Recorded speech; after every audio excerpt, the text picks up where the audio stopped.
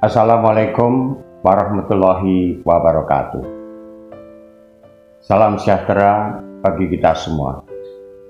Saudara-saudara sekalian, hari ini kita berjumpa dengan Diah Ayu Susilaning Tias yang biasa disebut Diah. Adalah seorang mahasiswa Fakultas Ekonomi Untak. Dia akan membacakan salah satu subjudul buku saya, Pancasila Menuju Sejahtera, yakni Pancasila Menuju Kesejahteraan Masyarakat. Baiklah Dedi, yang terhormat para pemirsa, sebelum saya membacakan salah satu subjudul buku karya Sutanto Supiyadi berjudul Merebut Pancasila Menuju Sejahtera, yakni Pancasila Menuju Kesejahteraan Masyarakat. Perlu dijelaskan terlebih dahulu, siapakah Dedi? Dedi, panggilan akrab Sutanto Supiyadi, sebagai seorang ahli hukum, ilmu pendidik, dan budayawan, telah menghasilkan 102 buku, baik dalam bidang hukum maupun buku-buku non-hukum. Semoga terus berkarya dan berkarya.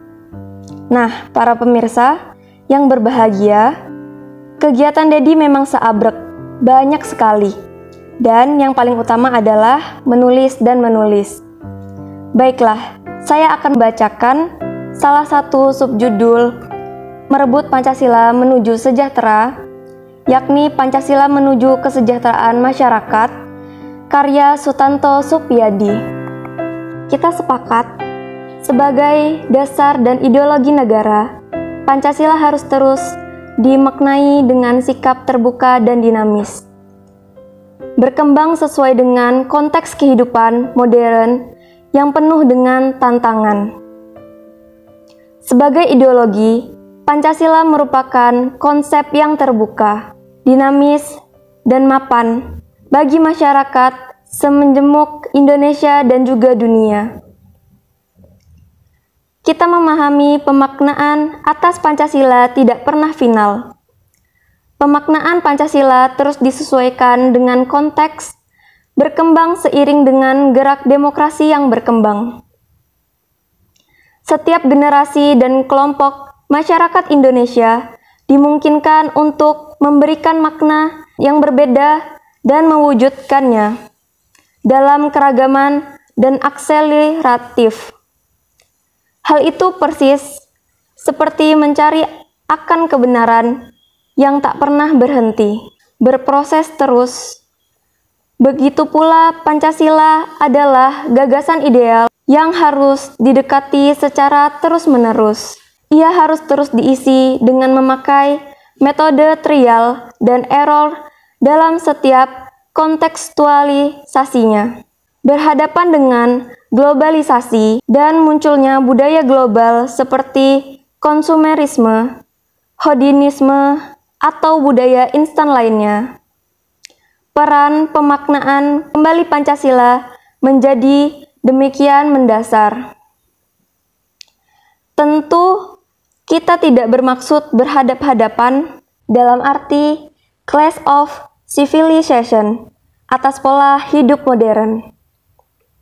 Justru sebaliknya, yang dibutuhkan adalah bagaimana nilai-nilai Pancasila agar tetap mendapatkan tempat di tengah kehidupan masyarakat modern.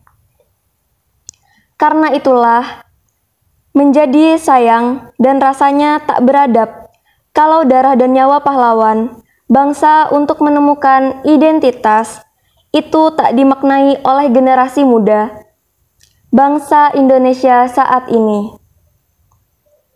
Tidak ada perang dalam sejarah umat manusia yang lebih ganas daripada perang menemukan identitas bangsa.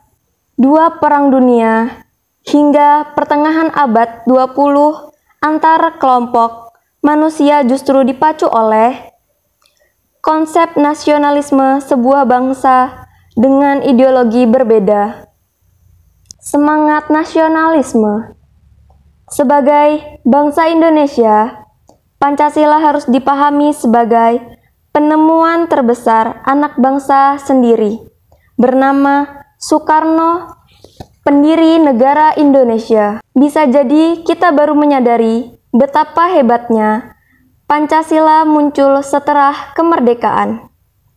Padahal sebenarnya sejak dari awal dialah yang menjadi pemacu semangat untuk memperjuangkan kemerdekaan. 5 sila Pancasila tersebut menjadi asal-usul keluar dari kungkungan kolonialisme bangsa Eropa selama ratusan tahun. Tidak ada penemuan bangsa Indonesia yang lebih besar saat ini selain Pancasila.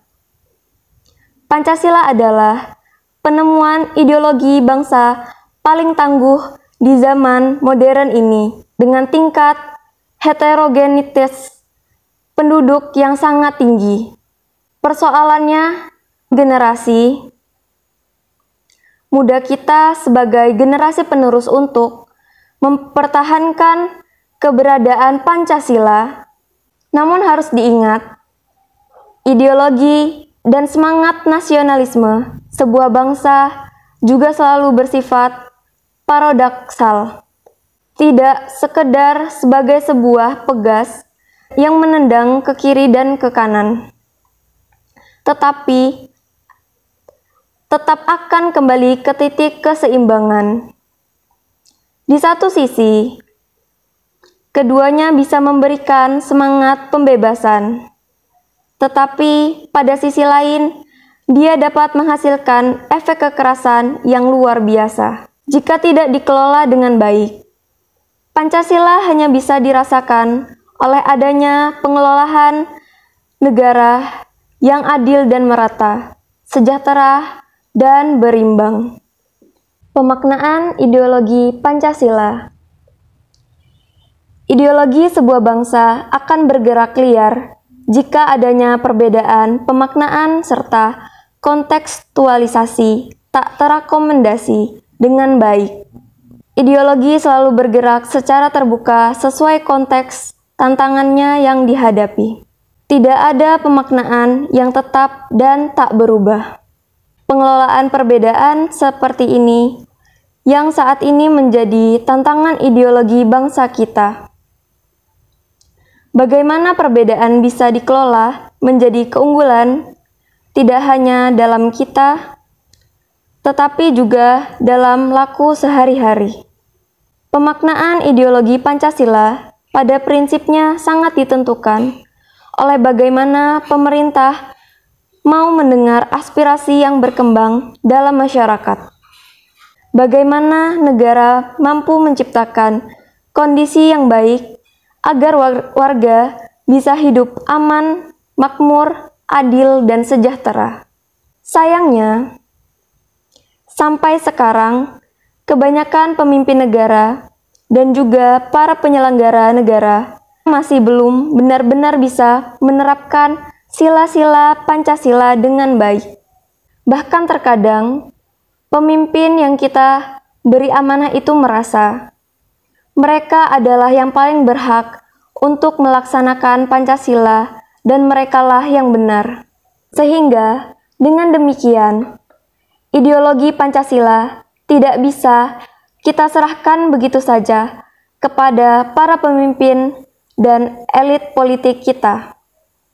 Pancasila tidak boleh dan tidak bisa cuma menjadi monopoli penguasa. Kita harus merebutnya dari tangan penguasa seperti itu. Artinya, bagaimana usaha kita agar ideologi dan semangat nasionalisme masyarakat warga bangsa Indonesia ini tidak hanya menjadi hak penguasa, tapi milik bersama. Kehebatan Bung Karno. Kita terpesona dan tidak bisa tidak. Harus mengancungi jempol dengan perasaan amat bangga yang tinggi atas kehebatan Bung Karno, yang kala itu masih berusia muda, yaitu 26 tahun. Pada tanggal 1 Juni 1945, ia mampu berpidato dengan sangat menggugah di depan Badan Penyelidik Usaha Persiapan Kemerdekaan Indonesia (BPUPKI). Itu adalah salah satu pidato politik paling penting di abad ke-20. Begitu pengakuan Frans Magnus Suseno, guru besar sekolah tinggi filsafat di Riyarkara di Jakarta. Kata Frans, bukan hanya karena isinya cemerlang, tetapi pidato itu telah meletakkan dasar persatuan bagi Indonesia. Meski dengan segala macam pengalaman gelap dan kegagalan merupakan salah satu kisah keberhasilan, success story terbesar di antara negara-negara dunia.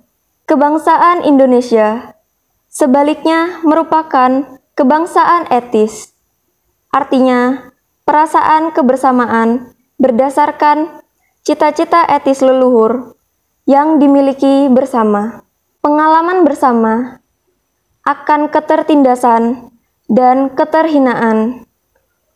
Karena keadaan terjajah melahirkan solidaritas bangsa melampaui keberadaan suku, etnis, dan agama.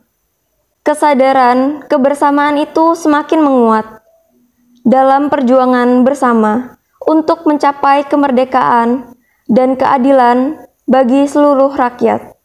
Frans menegaskan, Pancasila sebagaimana dicetuskan Soekarno adalah suatu masterpiece.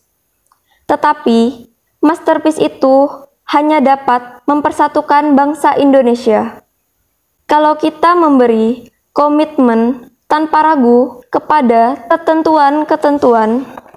Karena itu, menurut penulis, seyogyanya lah Pancasila harus direbut dari tangan penguasa yang suka memonopoli pelaksanaan Pancasila dan menempatkan diri paling berhak dan paling benar dalam penegakan Pancasila.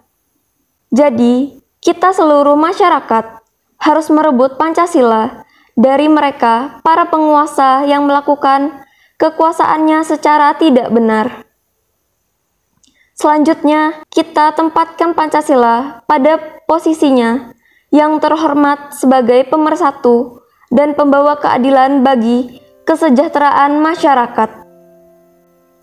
Demikian, selamat membaca, semoga ada manfaatnya. Terima kasih, Dia. Anda telah membacakan salah satu judul dari buku saya. Sama-sama, Dedi. Sekali lagi, saya mengucapkan terima kasih karena Anda telah sudi membacakan karya dari buku saya. Sama-sama, Dedi. Sampai jumpa. Demikianlah.